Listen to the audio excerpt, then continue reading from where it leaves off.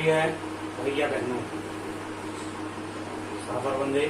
आज मैं कक्षा 7 पाठ 2 दादी की घड़ी, इसकी लेखिका मालती जोशी जी हैं। दीपू को दीदी और भैया की तरह कौन कौन सी सुविधाएं नहीं मिलती थी। दीपू को दीदी और भैया की तरह कौन कौन सी सुविधाएं नहीं मिल पाती थी। यहाँ पर बिंदी लगाना है, नहीं। तो दीदी और भैया को पढ़ने के लिए अलग अलग मेजें, जागने के लिए अलार्म घड़ी एवं कलाई में बांधने के लिए हाथ घड़ी और ये व्यवस्था थी, जबकि दीपू के पास ऐसी कोई भी सुविधा नहीं थी। दूसरा था नंबर, बिना अलार्म घड़ी के दादी सुबह कैसे उठ जाती थी। तो बात यह है कि दादी को रोज सुबह 4 बजे नहाने की आदत थी और नहाने के साथ साथ भगवान लक्ष्मी नारायण जी की आरती में जाने की भी आदत थी और यह उनकी दिनचर्या बन गई थी। इसी कारण वे बिना अलार्म घड़ी के सुबह उठ जाती थी। हम और आप भी यदि कोई बात है प्रतिदिन करते रहें तो एक दिन असफल होंगे, दूसरे दिन होंगे, पर एक समय ऐसा आएगा कि हम नियत समय पर वह कार्य कर सकते हैं। जैसे कि हम उठने की बात ही कहें तो अपने मन में हम सोच लें, जब हम रात्रि को विश्राम करें तो अपने मन में कह लें कि ईश्वर कल मुझे 4 बजे उठना है और बिल्कुल ईश्वर का नाम लेकर आप सो जाएं। आप सुबह देखेंगे कि आपकी निद्रा सुबह 4 बजे ही खुलेगी। ये मन की आवाज है। पिकनिक पर, अगला प्रश्न है, पिकनिक पर जाने के लिए दीपू समय पर कैसे जाग गया। दीपू जल्दी नहीं उठता था, पर जिस दिन उसे पिकनिक में जाना था उस दिन वह जल्दी जाग गया। ऐसा क्यों? क्या हुआ ऐसा? उत्तर, रात को सोते समय दीपू ने तकिए से सुबह 5 बजे जगाने को कहा। दादी ने उसके बतला दिया था कि तकिए आराम से कहो कि मुझे सुबह जल्दी उठा दो और सो जाओ तो आप जल्दी जग जाओगे। तो दीपू ने भी वैसा ही किया कि रात को सोते समय दीपू ने तकिए से सुबह 5 बजे जगाने को कहा और सो गया। उसके दिल में सुबह जागने की बात बैठ गई। जब वह सोया तो उसने क्या कहा तकिए से कि तकिए महाराज मुझे सुबह 5 बजे जगा देना, और वह सो गया। तो उसके दिमाग में बात क्या चलती थी कि मुझे जल्दी उठना है, क्योंकि वह पिकनिक पर जाना चाहता था, अतः वह समय पर जाग गया। कहा उसने तकिए राम से था कि मुझे सुबह जल्दी उठा देना, पर वास्तविकता यह है कि हम अपने मन में सोच लेते हैं कि हमें कल प्रातः इतने बजे उठना है और ऐसा सोचकर सो जाते हैं, तो हम प्रातः उतने बजे ही उठते हैं। नंबर, दादी ने अनोखी घड़ी का क्या राज बताया। तो दादी ने अनोखी घड़ी का यह राज बताया कि असली अलार्म तो हमारे दिल में होता है। कहाँ पर होता है? हमारे दिल में होता है।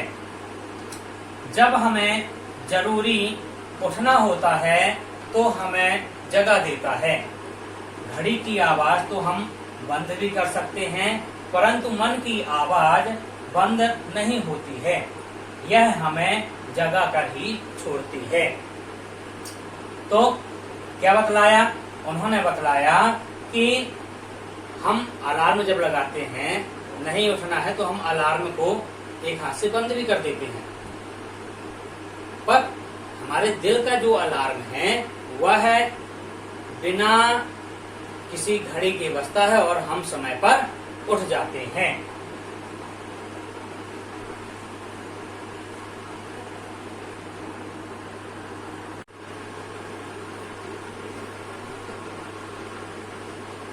आगे वाक्यों में से मुहावरे छांटकर लिखिए। अभी हमने प्रश्नोत्तर लिखे, अब वाक्यों में से मुहावरे छांटकर लिखना है। दीपू का नंबर है। दीपू को हर तरह की बेगार ढोनी पड़ती थी। तो बेगार ढोनी पड़ती थी, ये आपका मुहावरा है, बेगार ढोना। तो ये यहाँ पर आपका ये मुहावरा है। नंबर, दीपू बेचारा मम्मी के ट्रंक पर ही गुजारा कर लेता था। अब यहाँ पर मुहावरा है गुजारा करना, यहाँ पे ये आपका मुहावरा है। मुहावरा है गुजारा करना। का नंबर, घड़ी तो राजा भैया पहले ही परलोक सिधार गई। घड़ी तो राजा भैया पहले ही परलोक सिधार गई। तो यहाँ पर मुहावरा है परलोक सिधारना। क्या है मुहावरा? परलोक सिधारना। घ नंबर, डर के मारे दीपू दम साधे पड़ा रहा। तो डर के मारे दीपू दम साधे पड़ा रहा। यहाँ पर मुहावरा है दम साधे पड़ा रहना। अब प्रश्न नंबर दूसरा है, शब्दों में से हिंदी, अंग्रेजी और उर्दू के शब्द छांटिए। चौक, एवज, मुसीबत, रौब, क्लास, खबर, ख्याल, मॉनिटर, दखल, डेस्क, सुर, वाकायदा, अलार्म, ताज्जुब, परीक्षा, इंस्पेक्टर, टर्मिनल, दया, लैंड, परलोक। तो सबसे पहले हम हिंदी ये देखते हैं। तो हिंदी में आपका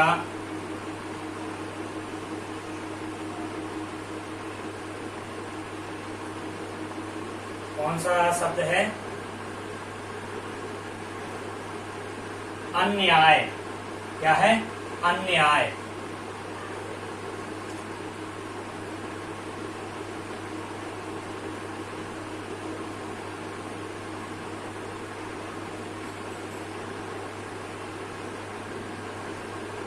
अन्याय पहला हिंदी शब्द है। अन्याय के बाद सुर, ये आपका ये सुर। सुर के बाद है परीक्षा, ये हिंदी का शब्द है परीक्षा। परीक्षा के बाद है आपका दया, ये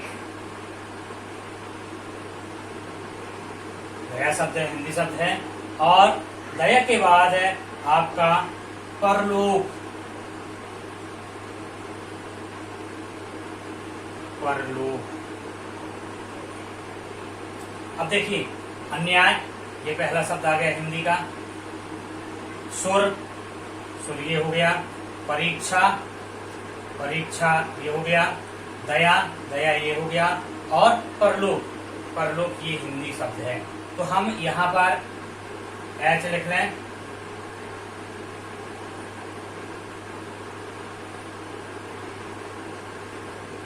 ये अब अंग्रेजी शब्द में चौक,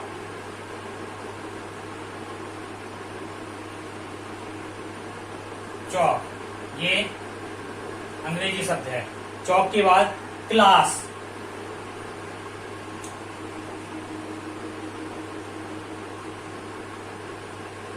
क्लास। क्लास के बाद आपका मॉनिटर, मॉनिटर ये आपका अंग्रेजी शब्द है। मॉनिटर के बाद डेस्क,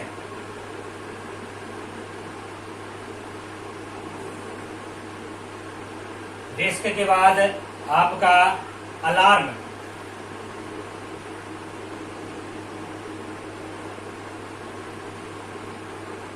अलार्म के बाद आपका इंस्पेक्टर,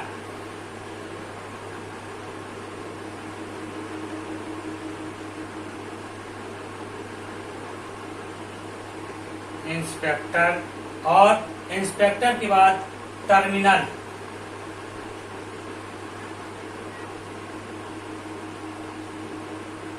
टर्मिनल, और टर्मिनल के बाद लैंप।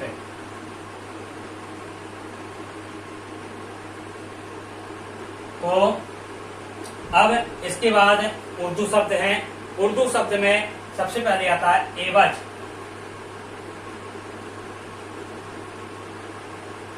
एवज, एवज के बाद आपका आता है मुसीबत।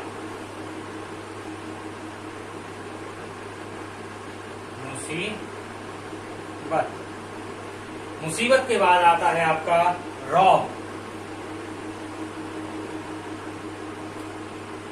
पिछली कक्षा में आपने हामिद की चिमटे वाली कहानी पढ़ी होगी, तो आप लोगों को ध्यान होगा उसमें जब हामिद चिमटा लेकर चलता तो बड़ा रौब दिखाते हुए शब्द आया था, रौब दिखाते हुए चल रहा है। तो यह उर्दू शब्द है रौब। रौब के बाद खबर,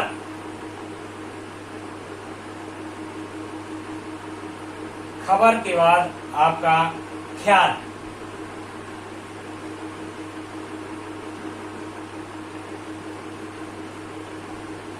खबर ख्याल, खबर ख्याल के बाद आपका दखल। दखल भी क्या है? आपका उर्दू शब्द है। दखल के बाद आपका वाकायदा, यह है आपका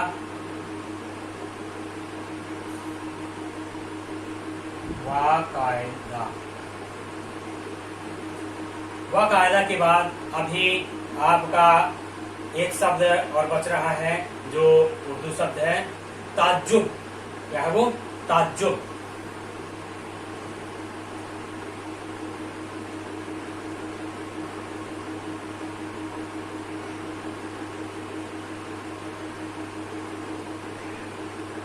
तो इन शब्दों में सबसे पहले हिंदी शब्द अन्याय, सुर, परीक्षा, दया, परलोक। अंग्रेजी शब्द chalk, class, monitor, desk, alarm, inspector, terminal, lamp. और उर्दू शब्द में एवज, मुसीबत, रौब, खबर, ख्याल, दखल, बाकायदा, ताज्जुब, ये उर्दू शब्द हैं।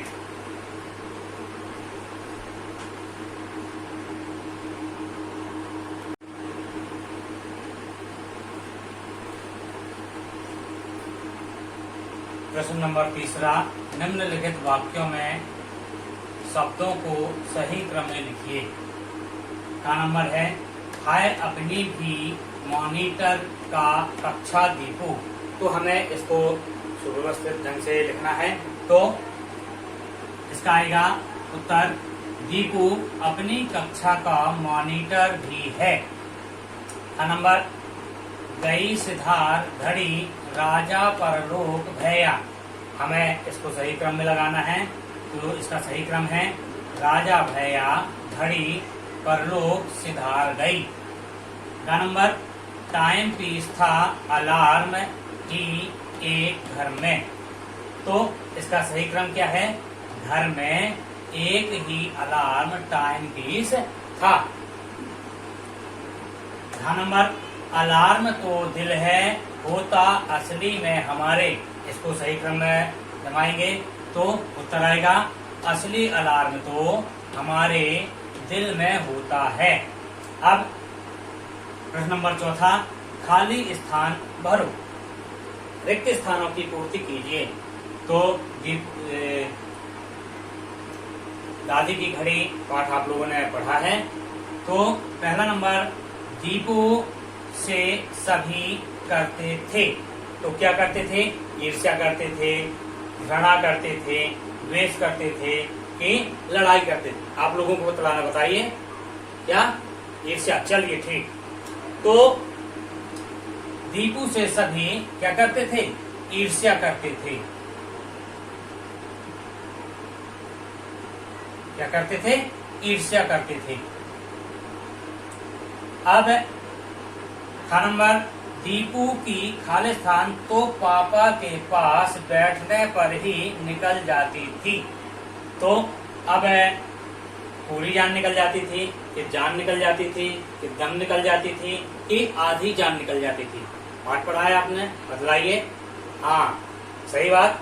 तो आधी जान निकल जाती थी। क्या?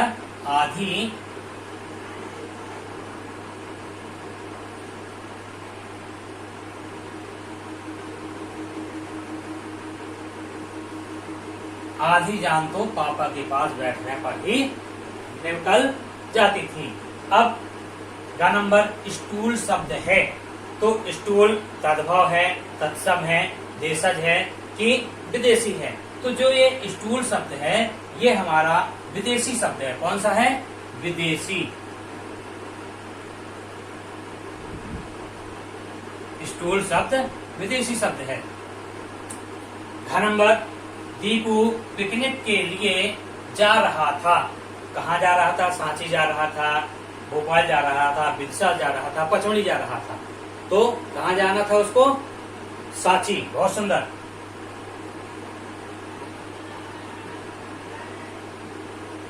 दीपू पिकनिक के लिए सांची जा रहा था।